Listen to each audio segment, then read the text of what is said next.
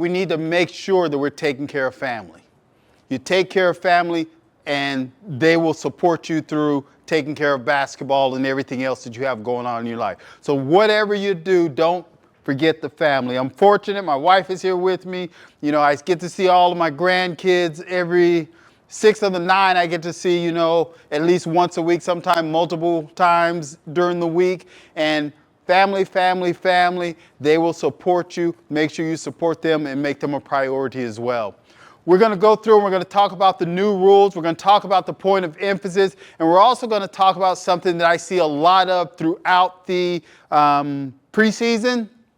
Throughout the summer, a lot of coaches are buying uniforms and that type of thing. So we're going to talk really quickly about some of those uniforms things. The first thing I want to just remind everyone of is the headbands. And remember, a headband goes circle device that goes all the way around the head.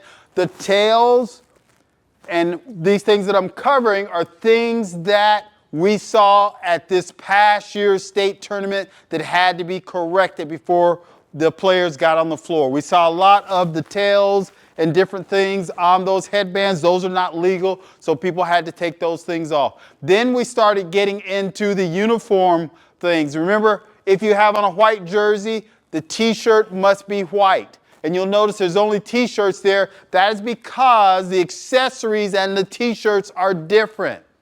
T-shirts for the home team must be white. The accessories can be black, white, or beige. That's it. End of story. Every player must wear the same color if they're going to wear it. So if one player is wearing black, they're all wearing black. If one is wearing white, they're all wearing white. If one is wearing beige, they are all wearing beige. They made this rule change here for the uniform because when you come out, even though you may see at other levels, they'll have on a visitor's uniform, then they have on a white t-shirt. You cannot do that. It has to be the predominant color of the jersey or black. And everybody has to wear the same. And just like for the white, we did the same thing here, just so you can kind of see. If you're in red, t-shirt's going to be red, then you're going to have the black, gold, etc. And so we had a number of teams that had to run into the locker room to change. And so we want to make sure that that's taken care of. Then when you start talking about the accessories, black, white, beige, or the predominant color of the jersey. Just for an example, since the predominant color of the jersey, the torso part is gold, they could also wear gold if they wanted to, and everybody has to wear the same. And then the other thing was the shorts. We didn't have any issues with the shorts, but just real quick, they changed it because you used to be able to wear this. Now all of them have to be the same color. And as you can see, the design does not have to be exactly the same for the shorts. And then the last thing, these are all illegal uniforms, right? So this one, what's wrong with it?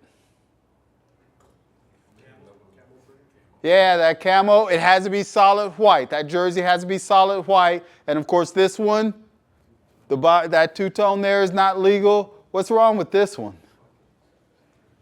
If anything. Can you see that? Whoa. You may not be able to see that. Maybe I should have did that. There's a red stripe that's going down there. Those are not legal. And then what's wrong with this one? This is a new one. What's wrong with this one? Anybody know? Who said that? I don't have any contacts on, so I can't even tell who you are. I can't see that far. But that is 100% right. Okay, remember now those have to be a contrasting color. And so we run into all those things. We had just about all of those. We did not have these, but these are the things that coaches have been asking about all summer long. So I wanted to cover those. As far as the rule changes are concerned, the first one had to do with goaltending. Who knows what goaltending is? Anybody? Yes, sir. What's goaltending?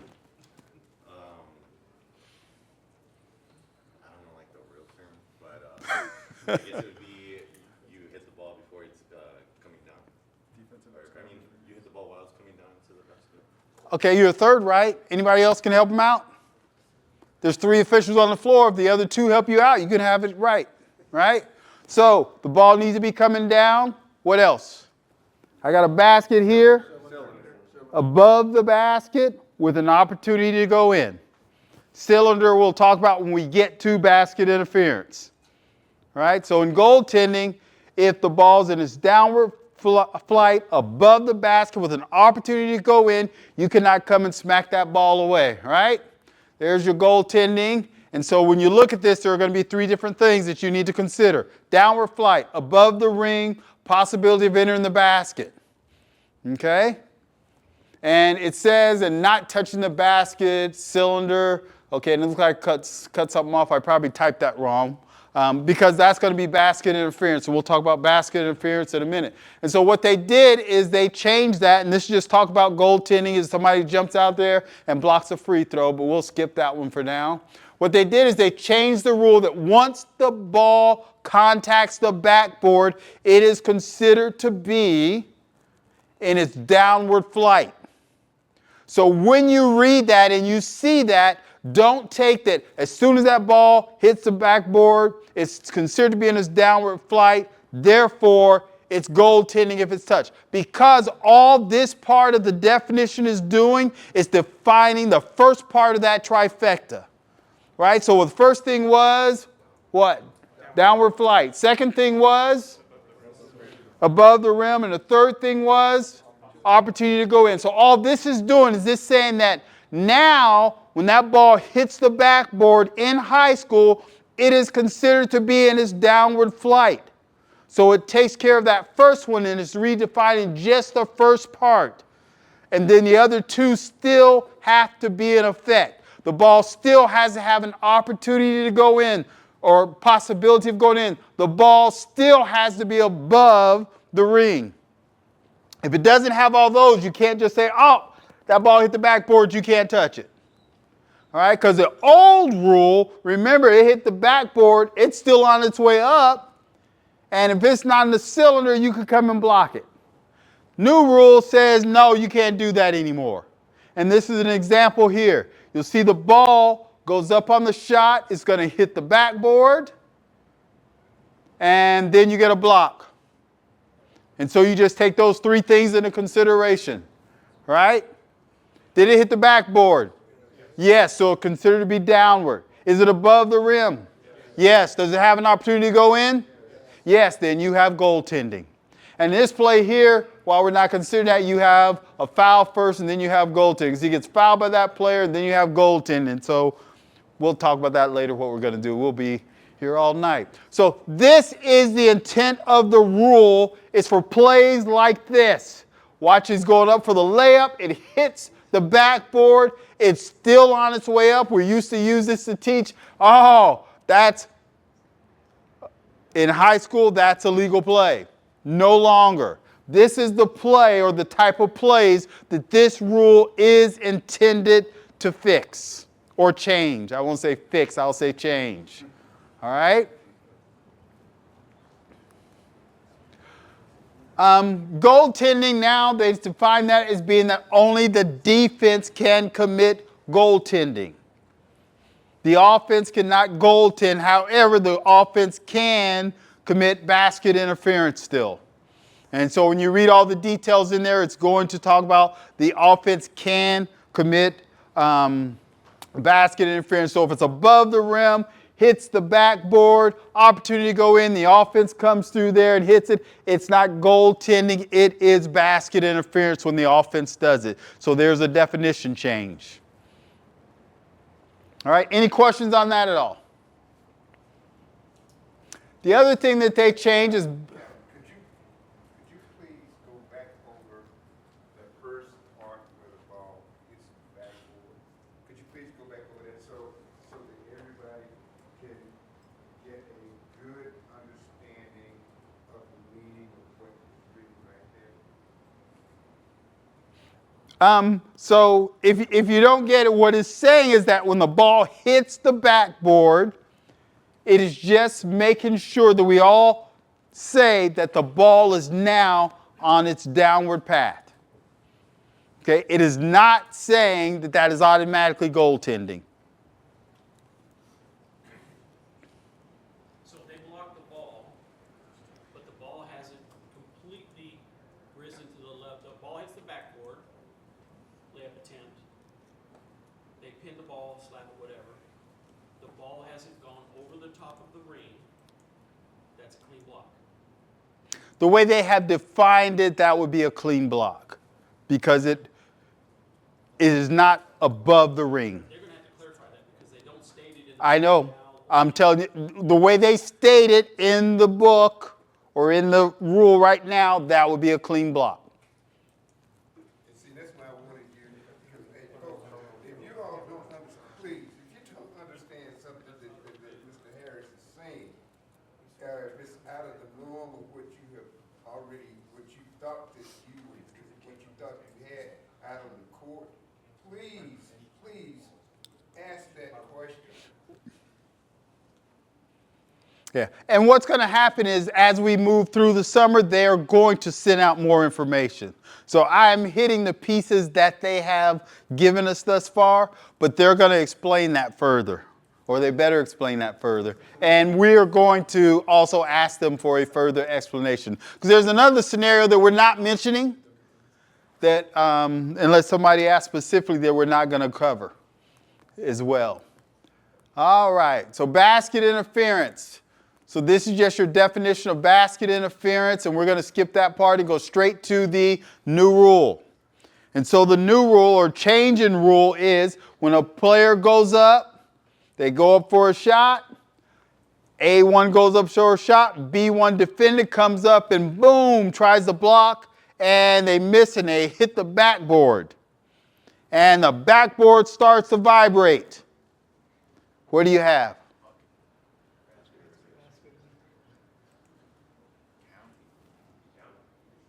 Okay, what did you used to have? Now you used to have a technical foul. Okay, and so that's what's going to change. So you'll notice here where it says 10-4, that used to be a technical foul. No longer. You're going to score the basket. Okay, they cannot just slap the backboard for any old reason though. That is still a technical. You get frustrated and you decide you're going to go up there and boom, just slap the backboard. It is still a technical foul. Okay? You get frustrated, you want to slap the backboard. It is still a technical foul. All right? Delay returning to the court. This has to do with a throw-in. So A1 is out of bounds. A1 is out of bounds. And they pass the ball into A2. And now I stand there, 1001, 1002, 1003. What is that under the old rule? Yes. Pass the ball in. I start running out of bounds. Under the old rule, what was that? Technical foul. They have now changed that to be consistent with the fact that players are allowed to run out of bounds. They just cannot be the first to touch the ball once they come in bounds. So if A1 passes the ball in, they run out of bounds, then they come in bounds, they pass it into A2, A2 now passes the ball back to A1, A1 is the first to touch, you have a violation. Okay? That technical is gone, it is a violation. And they are referring to this on the throw-in.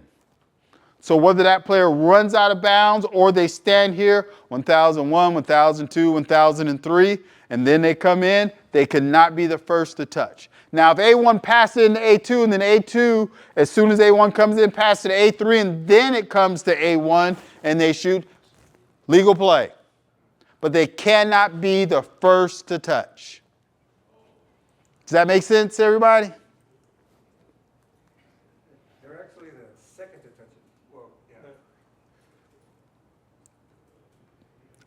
When they came in bounds, they were the first to touch when they came in bounds. But somebody already touched them. A1 passes to A2.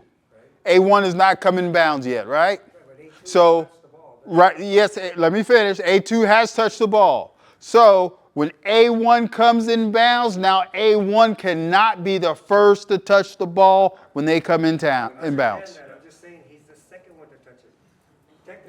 When he comes in bounds, you're leaving that part out. I'm out of bounds. I pass the ball in. They can pass it to 2 or 3 people. Now, when I run in bounds, I can now not be the first to touch it since I came in bounds.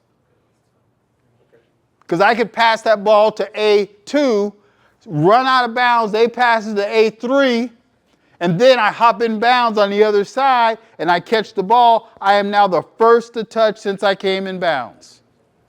You see a lot of that off of a sideline out of bounds play where they throw it in, throw it right back. Yeah. Sideline or underneath the basket. And what they're doing is they're making that inbounds play consistent with what they're allowed to do during live play. So the ball's already inbounds, it's live, and you know how they run out of bounds or run around that screen and come back in? Okay, and then they cannot be the first to touch. They're making the throw in the same way that they're making that.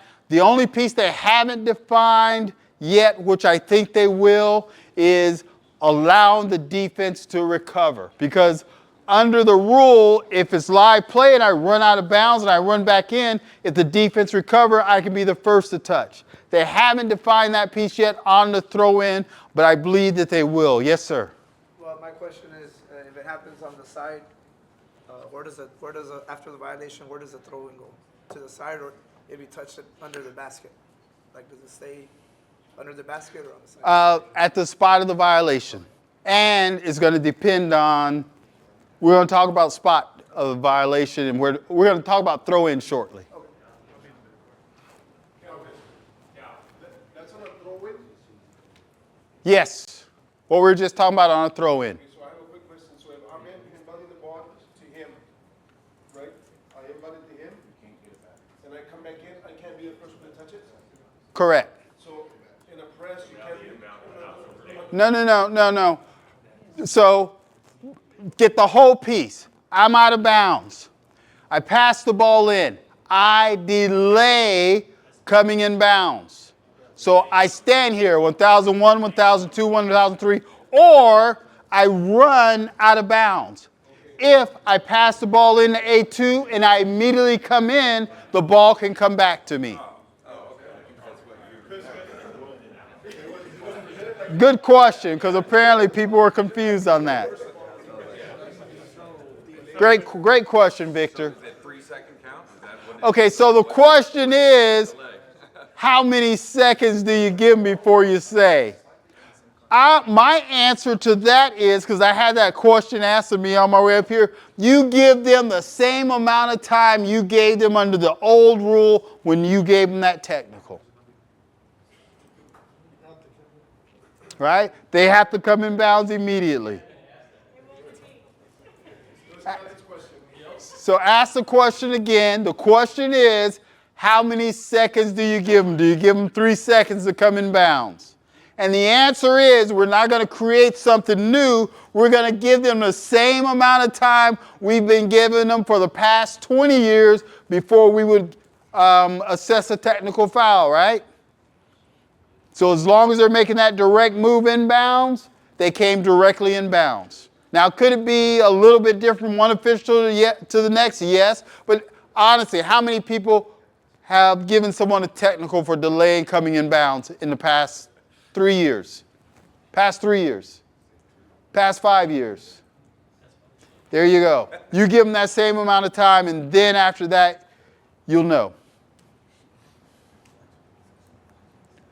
Oh, oops, I don't want to give that answer. So A1 has the ball out of bounds for a throw-in. A1 completes the throw into A2 and then purposely delays his or her return by taking 4 or 5 steps along the end line prior to coming in bounds behind a screen set by A3 and A4. A1 gets a return pass from A2 and takes an unchallenged try for goal. What do you have? Okay. A1 is charged with a violation. That is correct. And then this one. I'm going to summarize this for you. We're coming out of a timeout. Team A has 4 players out there. They're out there and they're playing defense. And the coach sees I only have 4 players out there on the floor. Looks down the bench. A5 is still sitting on the bench. He's like, A5, what are you doing? A5, get out there. So A5 comes running off the bench, comes into the game, runs down, starts playing defense. We got 1 technical foul for illegal substitution. Anybody else? What you got? Because you're going to have something. You're going to have it within a second or two. Otherwise, it's too late. You can't come back to them 5 seconds later and say, well, I think that was an illegal substitution, so we're going to come back and get that, right? Anybody got something different? Anybody got a legal play? Anybody got a legal play? Anybody got a legal play? But they ran in on the floor. Legal or not? Ball's already in play? Yes. Uh-oh.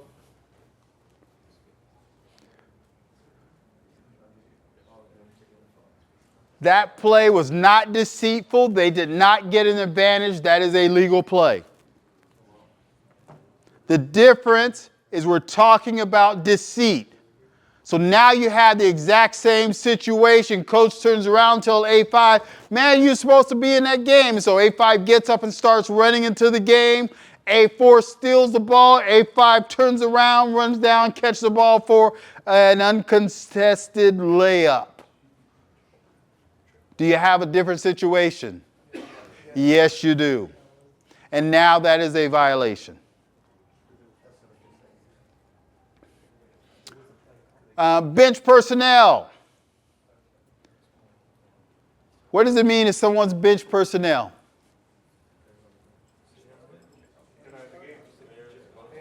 What is a player? Okay, let me just go by example. A person who is one of the five, we're assuming that no one's fouled out or anything, they have their 5 players, one of the 5 in the game is called a player. A person who is a statistician sitting at the very end, or a manager sitting at the very end of the bench, is what? Bench personnel. A player that has on a uniform but is not a player in the game sitting on the bench is bench personnel. What happens during an intermission? What happens to those 5 players that are on the floor? They become bench personnel. So every intermission, so what's an intermission? It's not a timeout. What's an intermission? Between quarters and what? Halftime, yeah, you can say halftime. So if we say halftime, what's the third then? Between regulation and regulation and overtime. Those are all intermissions. Now what is happening is during a timeout, it is classified as intermission, meaning that once the signal is given for a timeout, all 5 of those players become bench personnel. And why is that important? The reason why it's important is that if I have 5 players who are in the game, that they came and they would sit down on the bench, they're sitting down about 20 seconds into a 60-second timeout, somebody decides that they want to tell the ref how good of a job they're doing. And when they're done, they would want to give them a technical foul. So they had to do what as an official? Figure out whether they were a player or whether they were bench personnel, because there's a difference. If they were a player, that means it is a direct technical on the player, end of story. If they are bench personnel, it is a direct technical on the player and an indirect on the coach. Now you had the job of trying to figure out whether or not they were in the game. State tournament, regional, where they are keeping track of substitutes, great, you can easily cover that. During the year, they're not doing that usually. You had to figure that out. The new rule says that now during a timeout, every player becomes bench personnel once the timeout is signaled. When is the timeout signaled?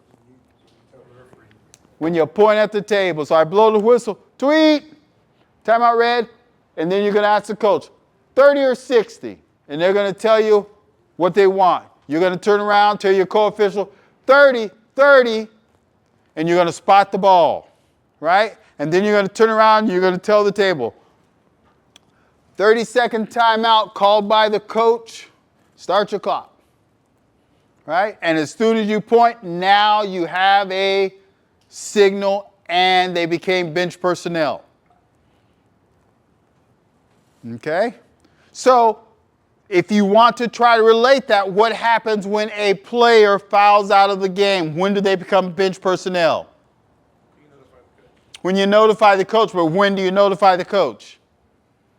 As soon as you report to the table, they say that's 5, you notify the coach, you have signaled, you let him know, that player became bench personnel. And it's the same with the timeout.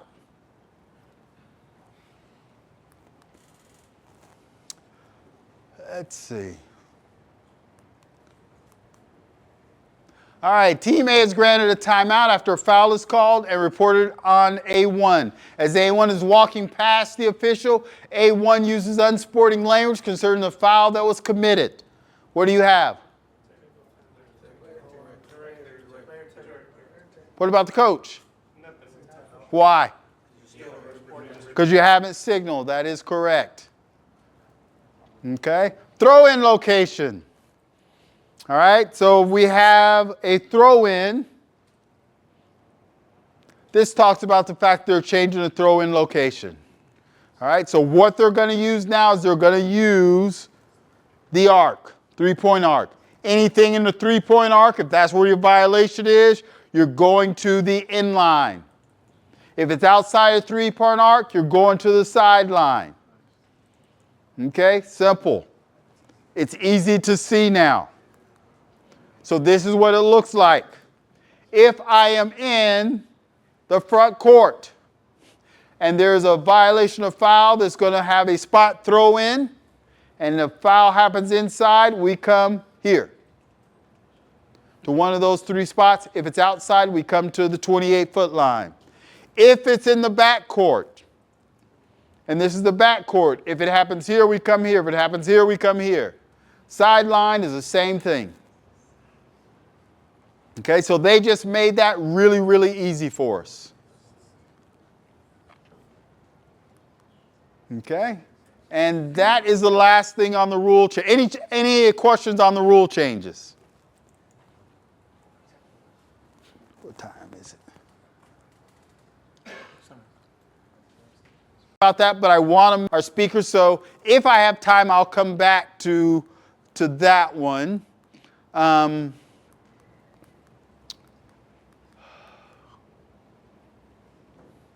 First point of emphasis is faking being fouled.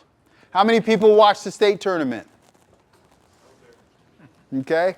How many faking being fouled calls do you think there were in the state tournament, boys and girls weekend combined? Anybody know?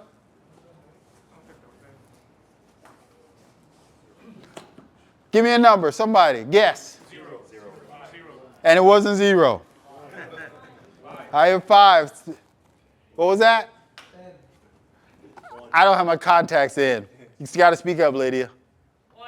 1 is correct. There was only 1.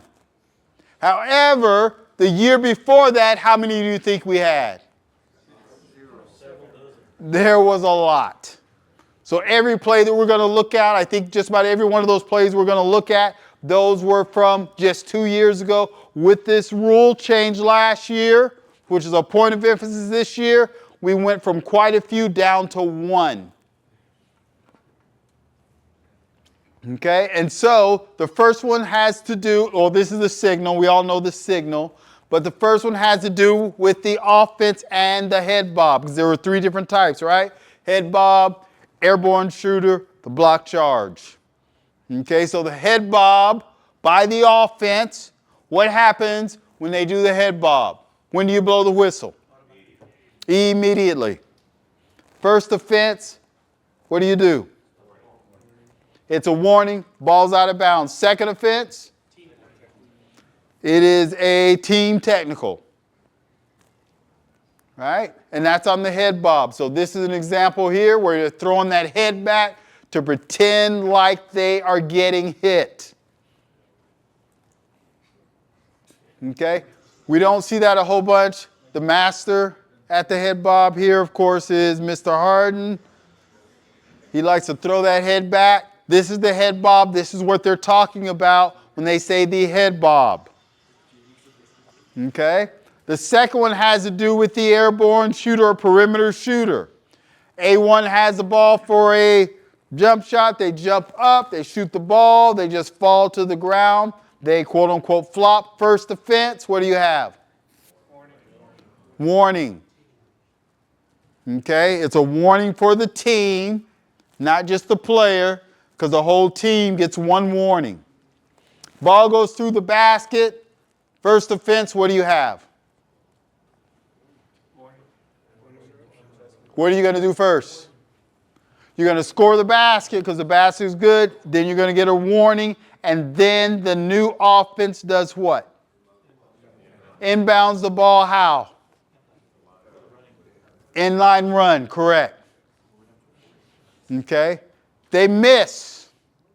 They go up, they shoot. First time, they flop, fall to the floor, and they miss. When are you blowing the whistle? You blew the whistle right away. So whose ball is it going to be? You're going to hit the arrow, alternating possession arrow on the miss. Second time it becomes easy because it is a team technical. Okay?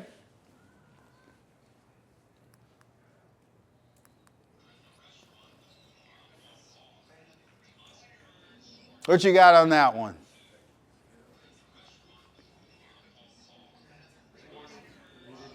Is that a flop? Yep, that is pretty easy to see. He just falls straight to the ground, does not get hit.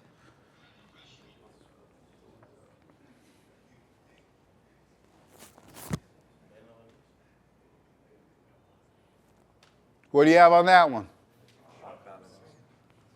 Is he really off balance? I don't see a player that's off balance. You watch that leg. Who likes to throw the leg out? Somebody's been watching the NBA. Player's going to take a shot. They throw the leg out, and then they're just going to fall to the floor. Does not get hit. They just kick the leg out, fall to the floor, faking being fouled. We hit that right away. They want to make sure that we stay on top of faking being fouled.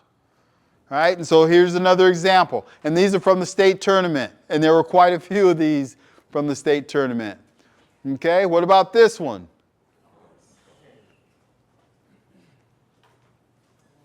All right, so watch it. He's going to catch the ball in the corner, goes up, throws the feet out, land on his backside. Who touched the player? Nobody. There was no call on that. This was 2 years ago. 2 years ago, there was a rule for faking being fouled, which was a what? A technical foul, and nobody called it. And so, or should I say it was rarely called. How many people have called one of those in their career other than me? So we got about what, 2 or 3? Yeah, we got about 2 or 3. Right? Rarely ever called, but now with the warning, people were calling it, and we only saw one at the state tournament. Yes? So that ball's rebounded pretty quickly. Let's say by the time you call it, defense already has the rebound. It's regardless, it was a missed shot, it goes to the possession arrow. If someone has possession of the ball, when the whistle blows, it's going to be their ball. Typically what's going to happen is that, you see how long it takes that ball to get there? Yeah. If you're waiting that long, that means you're in doubt. You should not be blowing the whistle. Because that ball is going to go, watch, he catches the ball, he's already on the ground. Watch when he's on the ground. He's on the ground, the ball still is about right here. It hasn't even gotten close to the rim yet. So you are supposed to call the faking being fouled as soon as you see it. Okay, and that is and here's one more example. What do you have there?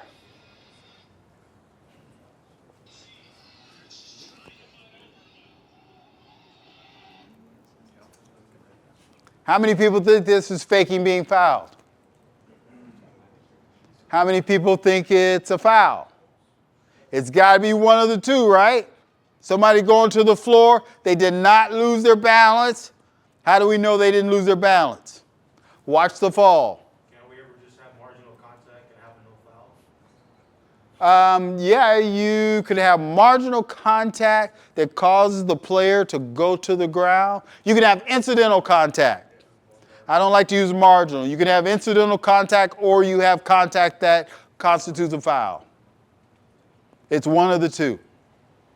In this case here, if you watch, she goes up and she's falling straight back in a straight line, comes down, lands, and then she's going to fall straight back. Okay? If you get a leg that's hit, the leg is going to move or do something. Right? But she falls straight back and just slides straight back.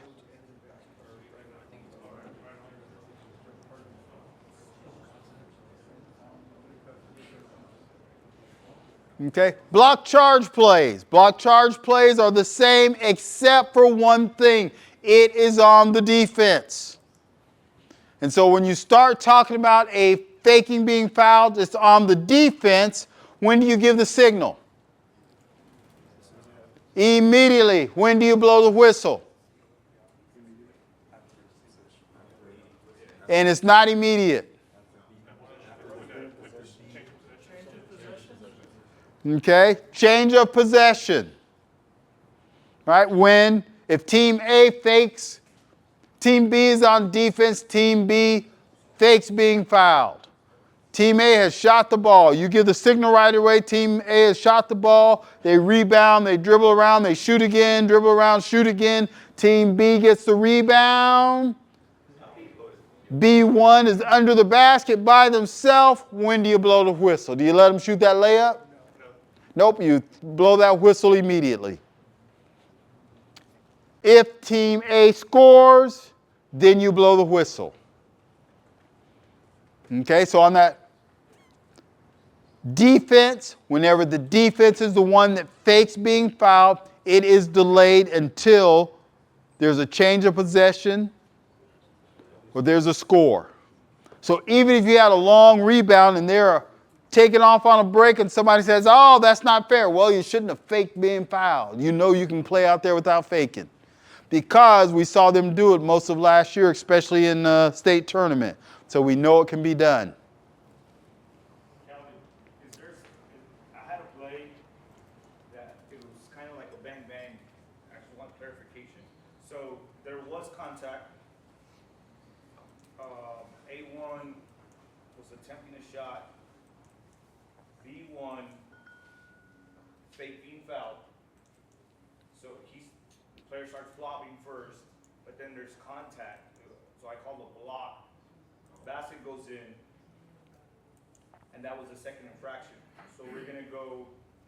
It's kind of weird. It happened to me. So I called the block. And we went to I reported a foul, count the basket, And- being fouled. That was the second infraction. Okay, so let's back up a little bit. So according to the NFHS, you're only going to have one. So if you call a block, that's it, it's a block. You're not going to have a block and a faking being fouled. Even if it was prior to the contact. Yes. Yes. If there is a delay, it's all in that same play. So in that same play, you're not going to have both. You're going to have one. And so if it's a block, you're going to penalize the block.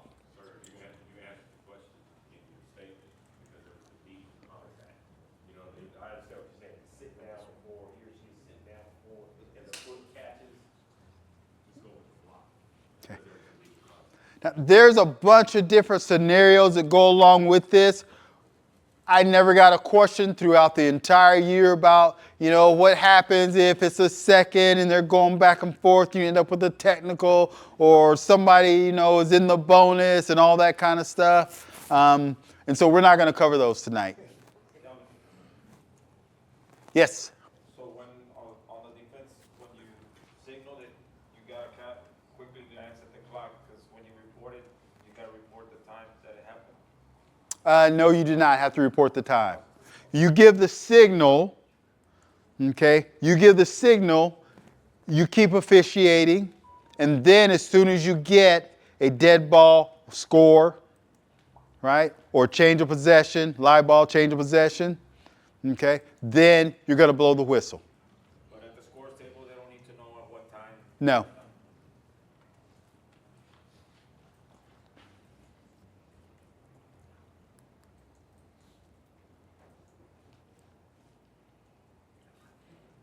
Fake or not?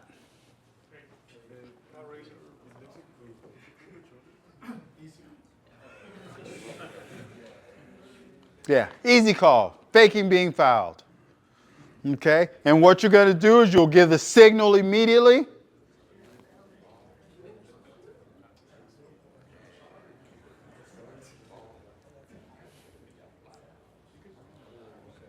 What about that one?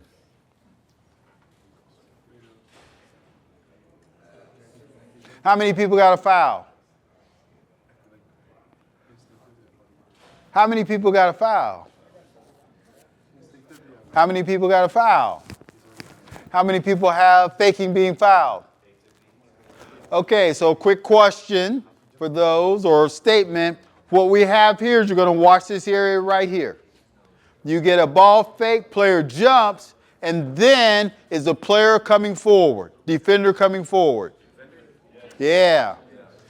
After the initial jump, if the defender stays there and that player jumps up and falls to the ground, you've got nothing. In this case here, do you see as there's a jump and then they jump to the side?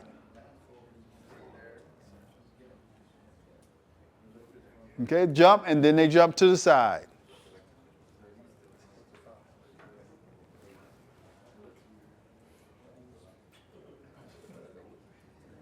Is that one hard or easy?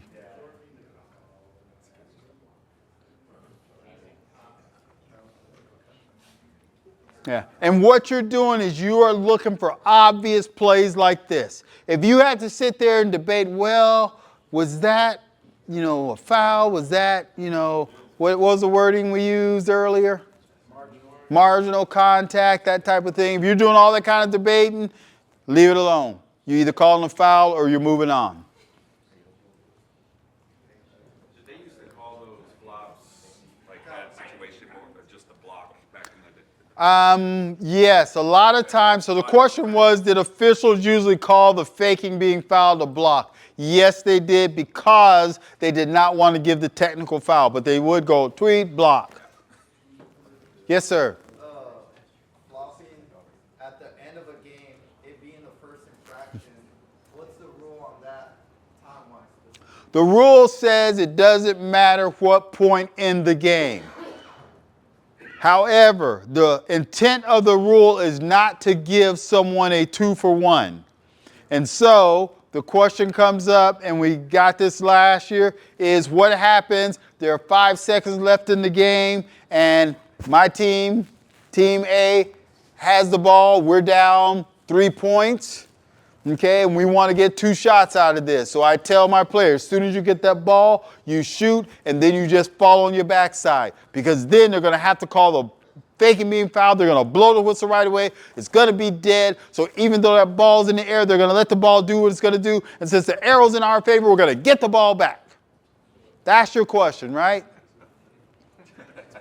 Right. And we're going to let it play.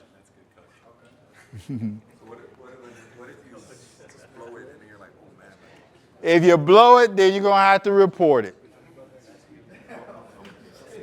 But I'm not blowing it. You're not getting 2-for-1. You want to get that ball back, you got to go foul or something else within the spirit and intent of the rule. Okay. What do you have on that first one? What do you have on the second one? How many people got a player control on the second? How many people have incidental contact on the second? Anyone got incidental contact on the second? How many people have a block on the second? Regardless of what you have, on the first one, what do we have? Faking being fouled. Then on the second, let's say there is a foul. What are you going to do? You're going to blow the whistle, right? You have the faking being fouled, and you have a block or a player control foul. If it's a player control foul, it becomes easy, right? First time, player control foul. We're going to, did she make it? No. So she gets away with the flop, but then gets rewarded by the. No, you do not get away with the reward. You do not get away with the flop. So what you're going to do is the flop is going to be reported and the foul, and you're going to penalize the foul. For the second one, you're going to penalize both. You're going to penalize the foul, and then you're going to penalize with a technical foul.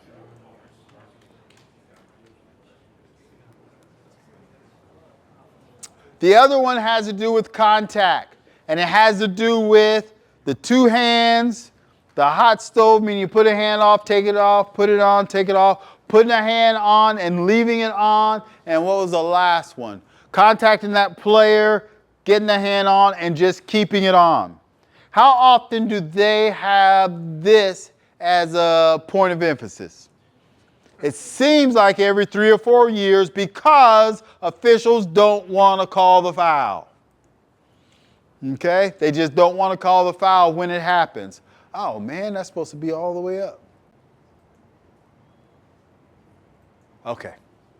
All right, so here we have a player that's driving to the basket, and you're going to notice right here they put two hands on the player that pushes them down further towards the end line. So what do you have? You have a foul, right?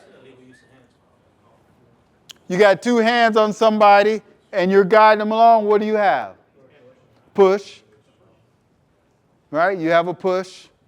If you call a hand check, I wouldn't be mad at you, but it's a push. Okay? That's the kind of play they want us to call. Why? Because the defense is getting an advantage. If I'm allowed to put two hands on them, I slow them down, I'm forcing them deeper towards the end line, and I also allow my teammate to get there to assist on the play.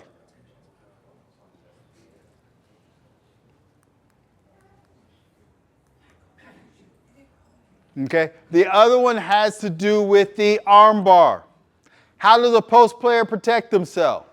Because you have a big post player in there that's here, right? And they got those arms out. You can put your arm in here to protect yourself. You can put both of them in there to protect yourself. You do not get in trouble until you take that arm and you watch, you start extending the arm onto that post player to control them and not let them go where they want to go. And so what you're going to see is that elbow is going to come out and they put it in the back. And that's what they want us to be calling. Okay, this was the closest one that I could find. He catches the ball and immediately put that arm in the back. And that's no different than the post player catching the ball, putting two hands on them. Now where can they go? You've got control of them. And if the official doesn't call anything, they've got to pass that ball back out.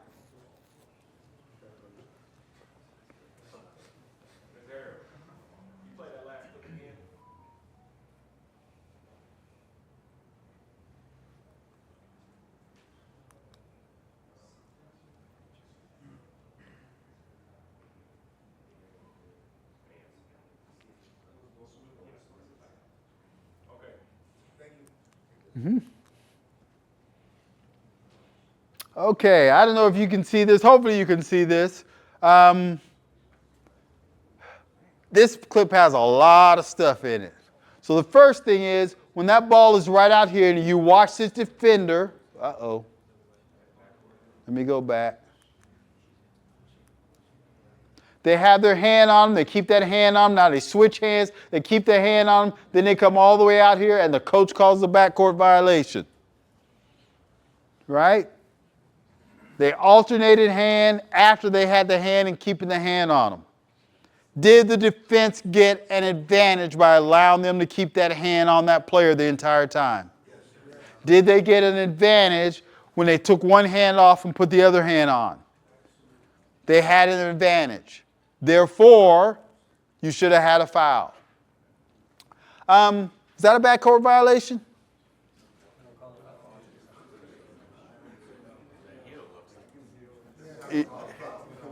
It's hard to tell, huh? Who is there to see it? Okay. Yeah, the player at the table is there to see it. Okay, the other thing that we're supposed to make sure we're calling is not allowing them to put the hand on the player, then put the other hand on the player. All right? Typically, you're not going to call a foul, or people don't call a foul. Here's the guy, he's not going anywhere. He's not going anywhere. You typically are not calling that. What ends up happening is what you're calling is they put that hand on him and they stop him. Then they use the other hand and they stop him. You watch this play, this is exactly what they want to make sure you're calling. Because watch the hand here stops him. See how they throw the hand in the chest? Watch, you put a hand there to try to stop him, then you're going to come back and you're going to put a hand in the chest to stop him and slow him down. Okay? One hand, the other hand. One hand, the other hand. We want to make sure those type of fouls are being called. That is stopping them from going to the basket. It's preventing their freedom of movement. Okay, any questions over any of these? What time you got? 7:20. Okay. Any questions? As far as the handshake, I was told in the data's camp that it's one of those things you just kind of let go because it ruins the flow of the game. So it's like once it starts like the actual push, that's when we bring them up, right? The handshake. So say this first part of that again. So I'll give you a scenario. There's a ball handler. No, go back to what you were saying. Give me the first piece of it. So when I went to the Duncanville camp, there was the evaluators there. They said that everybody does it. It's one of those things that kills game flow. So if I'm a defender and I have the hand on the hit, that so you tell them hand off, and they'll just like tap, tap, tap. It's like how you said the hot stove. They said to call it once it's like you start holding them, like genuinely how you mentioned. Is it one of those things where it's like warn them, and then ring them up? Okay, so the statement is that there was a camp where the camp evaluator said that as long as they just keep on doing this, you don't blow the whistle until they do what? Stop them? Stop their flow. That's what they said? Yeah. Something like that? Okay, so what does the rule say? Okay, the rule says you're going to have the hot stove. If someone is there constantly poking at them, okay, they are now controlling that player, right? Because if I'm constantly having a hand put on me, and I may be deciding to come this way, but I'm constantly getting hit with the hand, okay, can you tell how strong that player is? I'm going to tell you that if you say what they said, because they were saying that you tell them to stop, you get it in the first quarter, you tell them to stop. Second quarter, tell them to stop. Third quarter, tell them to stop. Fourth quarter, are you going to blow the whistle? You already let them play 3 quarters like that. Now you're down to the last shot. They're doing this. Okay? And then you blow the whistle, you call a foul, and they say, they've been doing it all game long. Why are you blowing the whistle now? When you tell them to stop, they do it once, you tell them to stop, they do it again, and you told them to stop, and then you blow the whistle, guess what happens? It stops.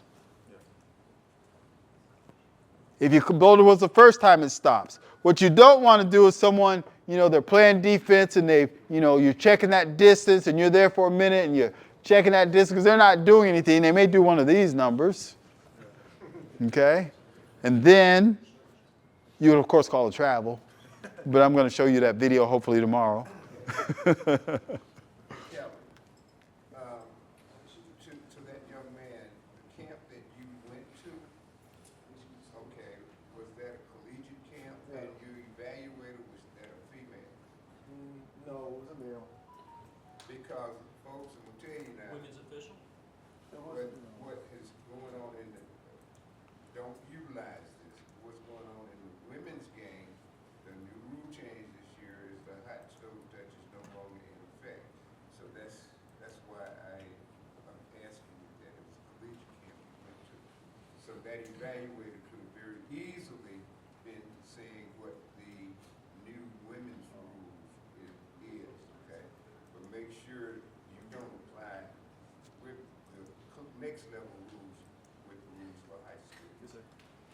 I like the idea of calling a foul when there is contact that impacts the player's balance, rhythm, quickness, and speed. Okay? But you're not going to let somebody irritate somebody all game long by doing one of those numbers. Because eventually, when they slap the hand off, then what are you going to call? No, you're not. How are you going to call? If you let them do this, how are you going to call a foul when they say, okay, cut it out? And then we got problems. Yeah, now you got big problems, don't you? Yeah. Any other questions?